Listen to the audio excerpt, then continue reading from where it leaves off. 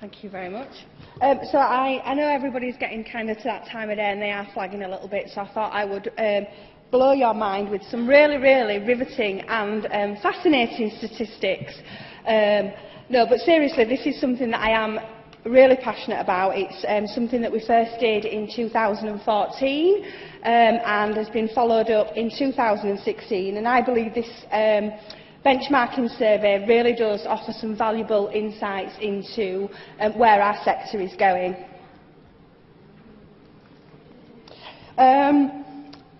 I am presenting this today. This has been a joint, on behalf of UCISA, this has been a joint effort between UCISA, Service Desk Institute and Top Desk, and it's been something that we've been working on for a few months.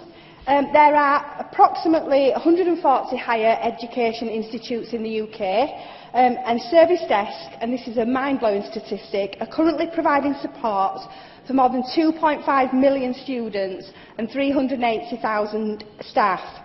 So this report was produced following a survey of all those universities, and it actually drew over 100 responses, so it's actually fairly comprehensive. The questions in the survey were based on the questions that the SDI use in their wider service desk benchmarking study, just to give us that comparison, but there's also a couple of few extra questions that are very specific to the higher education sector.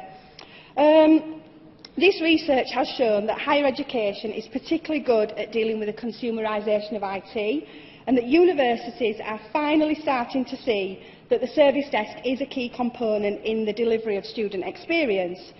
During this session, I'm going to highlight the key findings from the 2016 report and get you to think about how you might use this to benchmark and measure your own services against both the higher education and wider service desk sector. And then I'm finally going to finish up just to give you a little bit of an update about some of the work that the Support Services Group will be undertaking in the next 12 months. So the first area then was around staffing. The data captured in this report actually revealed a dramatic decrease in the average number of staff employed on higher education service desks, seeing the average number reduced from 25 to 11.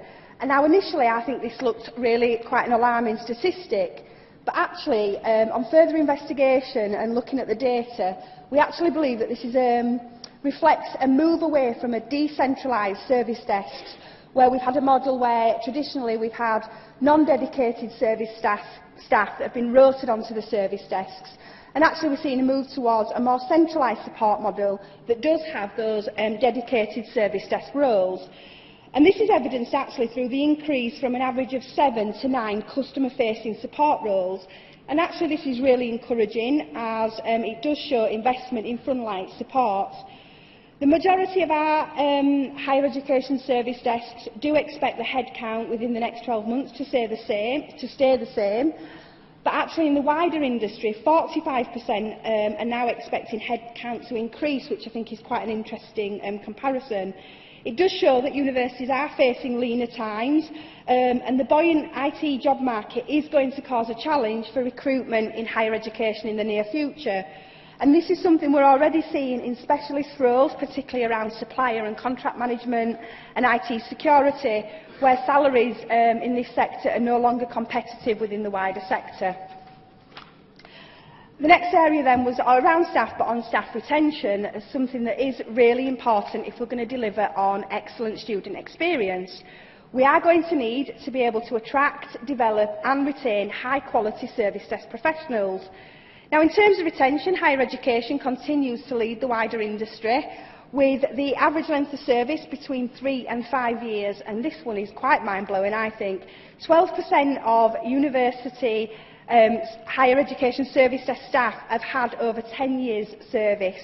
Now we do need to ensure that we have high levels of retention, because the service desk does need to be an attractive place for staff to develop a career. But this retention needs to be because it is an attractive place and not because there is a lack of progression. A balanced approach is going to be needed, ensuring we keep staff that's positive, but equally importantly we need to look at career and progression. Regular turnover actually ensures that new skills and ideas are going to be brought to the team to keep it fresh. So we should look to support secondment opportunities and cross-team working to make sure there is development for our service desk staff and make sure that they are not seen as the Cinderella of IT. So the next area that we looked at, and something that is very close to my heart, is around best practice standards and frameworks. Having gone through service desk certification at the University of Leeds starting in 2012 and having just completed our first assessment audit at Leeds Beckett University just this week, I have been through this process and I have found certification to be extremely worthwhile in helping us to drive forward service improvement plans. Therefore, I was really encouraged to see that there has been substantial growth both in ITIL, which is up from 70 to 85%, haven't seen any groans just yet, and then service desk certification, which is up from 19% to 27%. This to me demonstrates that IT departments are continuing to invest in both the service desk and the supporting functions, and this trend definitely shows a move towards the professional of IT, helping ensure that IT does become that strategic business partner. And actually, certification can be that excellent way of demonstrating both quality and value. Next up then, metrics and performance measures. And this is an area where actually our sector is significantly behind the wider industry. Generally, in the wider industry, there has been that move away from reporting standard metrics. And actually, it is important to ensure that we're measuring the right things, the things that matter to us and the things that matter to our customers. We're not just measuring for measuring's sake. And it just made me think about something that Barclay Ray, an IT service management consultant, presented at this conference in 2014. And what he said at that time has really stuck with me. And he said, customer relationship will trump service level agreements every time. So personally, I would like to see an end to the 99.999% availability metrics and those kind of things. We should be focusing on qualitative measures that demonstrate where we are adding business value. So that brings me to a really important metric, customer satisfaction. A comprehensive customer engagement strategy that gathers feedback from a wide range of channels will provide an excellent source for service and ideas for service improvements. So actually it was a bit disappointing to see that there has been a reduction in the number of universities that are using social media and customer relationship managers. However, despite the reduction, we continue to lead the wider sector in the use of dedicated account managers. And again, this shows to me that our institutions do place value on the direct customer contact. You actually can't beat the eyeball-to-eyeball stuff.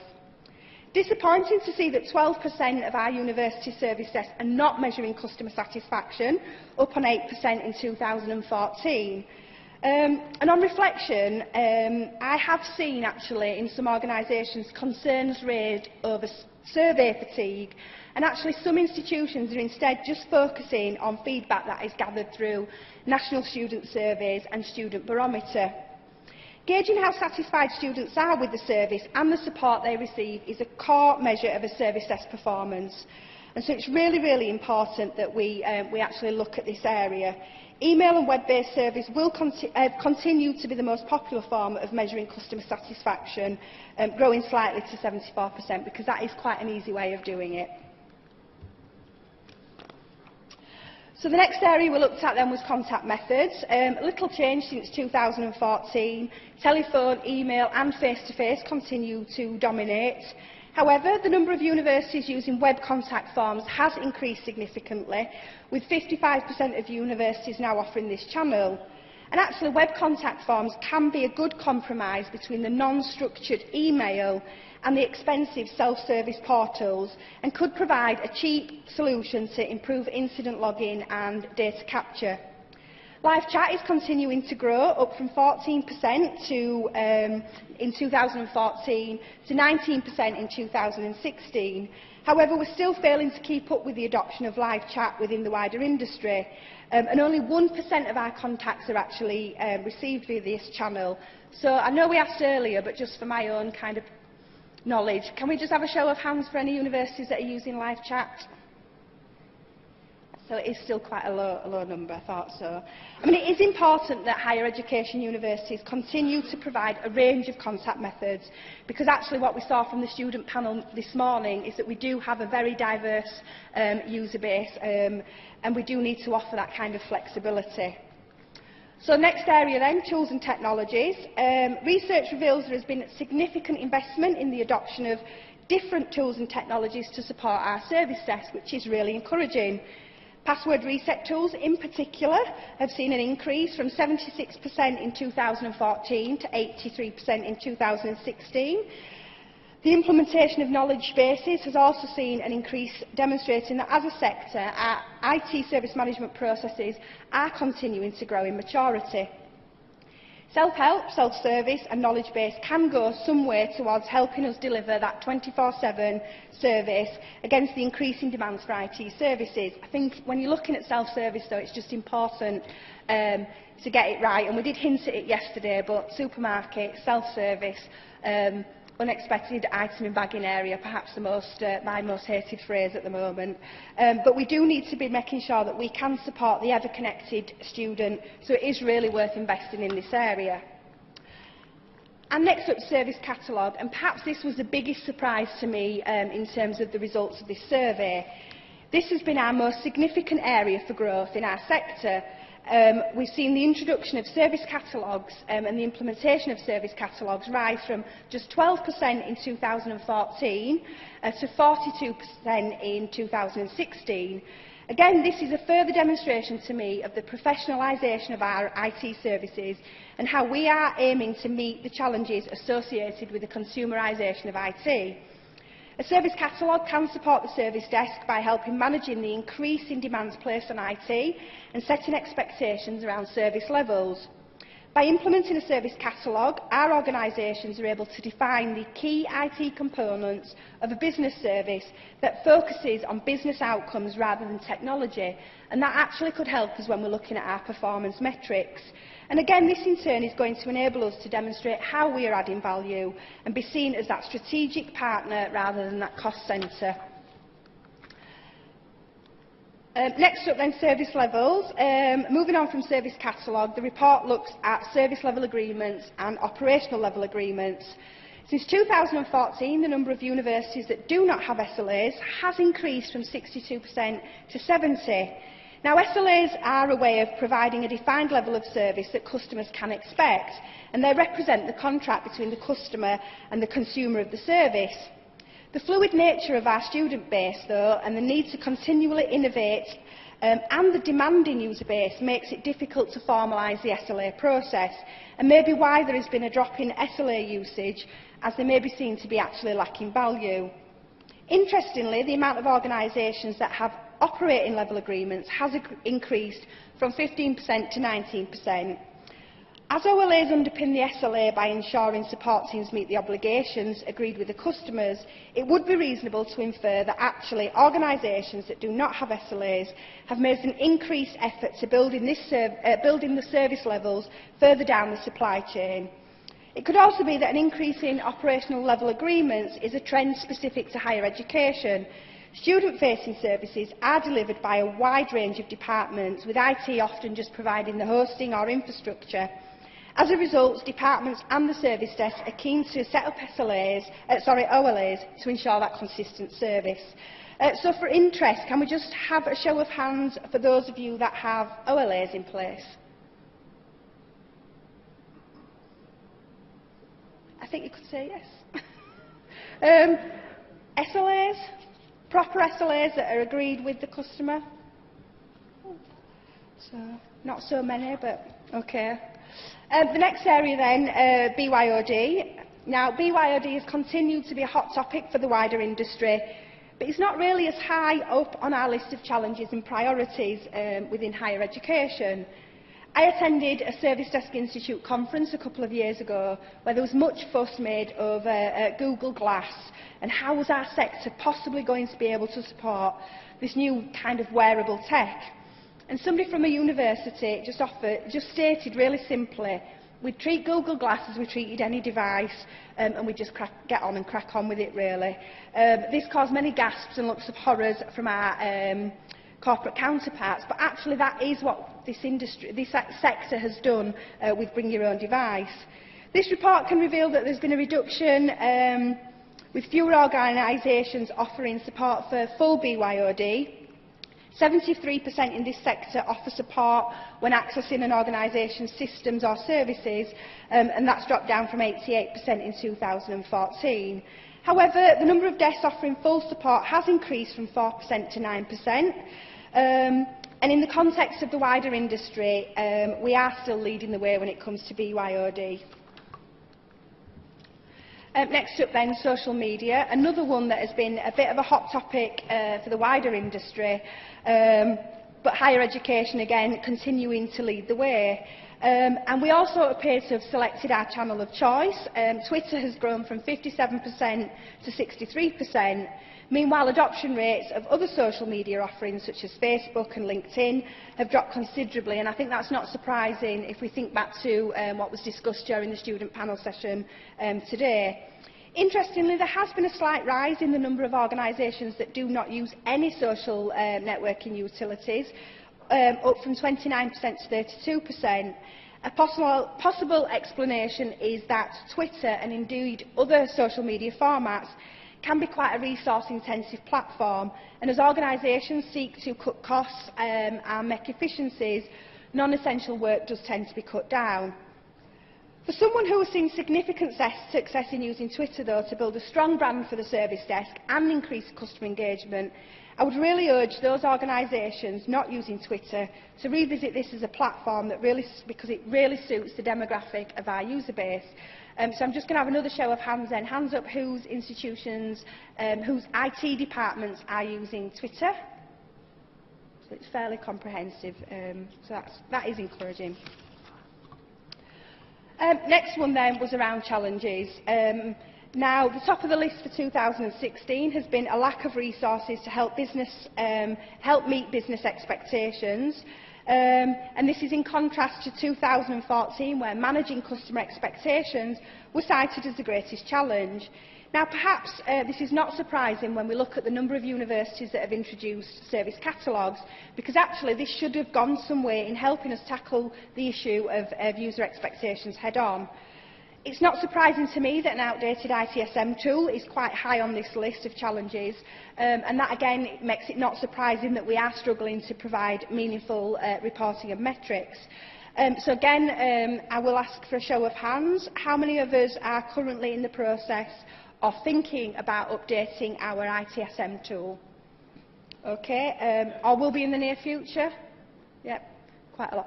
Just out of interest, a show of hands, who really loves their ITSM tool? Again, that's not that surprising. Now, while the results of this survey do provide a useful insight into our sector and an opportunity for university service desks to benchmark against each other, it is important that as IT providers we are also looking at the wider picture and in particular focus on the perception that our users have of the IT services they receive. One tool particularly suited to understanding perception is the Techworld online surveying tool. This was originally developed in the US higher education sector and is now being adopted by an increasing number of UK university IT service providers. It offers 13 fixed high-level questions about IT service provision and asks the respondents to indicate the service levels they desire, the service levels they would be prepared to accept, and the service levels they perceive they are currently receiving. The questions are fixed, so it lets us compare our own results to averages across the UK and US sector, and we can also add our own bespoke questions to ensure it meets the needs of our individual institutions. So I think there's a few institutions here that are using Techworld. I think York University, so if you do want to speak to Sarah, and I think also Bob from Sheffield, he's using it as well. Any others, Sarah? Kings? But anyway, if you've got any questions about the Techworld, Sarah or Bob are your people to speak to. I'm glad to know that brings me to the conclusion. There is only me standing in the way of dinner now, so I will just summarise to say it is a testament to the striving for professionalism and the willingness of universities to listen recognise and support the needs of its customers that we have seen a significant increase in the number of universities developing the service catalogue. Clearly, service level agreements have an underpinning role in conjunction with the service catalogue in communicating and supporting customers and stakeholders to understand what services are on offer from IT and what they can expect in terms of performance and reliability. In time since the last report, we've seen a number of universities invest in the service desk approach and provide considerable investment in both ITIL, service desk certification and technical training, not only for the IT department, but also for those libraries, as they are now closely linked or indeed operating in a converged service. This positive step should be seen more closely. This positive step should see more closely aligned working between the library and the IT departments and could help us go on to deliver a consistently customer-focused approach to customer service. Universities, with the aid of this report, are also undertaking benchmarking exercises to encourage best practice standards that bring continuous improvement to our sector. This report provides evidence that universities are listening to their customers, and it will be critical to the long-term success of IT and library to support their institutions, given the growing evidence that potential students are looking at the quality and breadth of services that are on offer as part of their decision-making process when choosing an institution. I'm really proud to stand here today and say that our sector is leading the way in developing good practice, and through their own research and development of practice are persuading others, auditors, security specialists and governance in understanding the challenges for information security and IT support services in our environment. And so that is the end. I'm just going to finish by giving you a very brief update on the support services group and some of the things that we might have coming up in the next 12 months. I do hope you found the report interesting. I know it's not that interesting, it's statistics after all. More importantly, I hope that you found it useful. A lot of effort goes into it, which I'm quite happy to do, but only if people in our community are finding this kind of benchmarking report useful to them. If there are any specific topics that have come out of this benchmarking report, or actually anything within our sector, please let us know as a group, as we're willing to look at them. You can email us, just drop admin@ucisa.ac.uk an email and they'll pass that on. We will of course be taking your comments and feedbacks from this conference really seriously. We do actually use it to shape future events. In terms of next year's programme, there will be another fantastic conference, although I have to say it's going to be really hard to beat this one, Alistair. And you have ticked the box for beating the Bogg, which is what James set you the target of last year. I do think this has been a better programme than last year, so well done.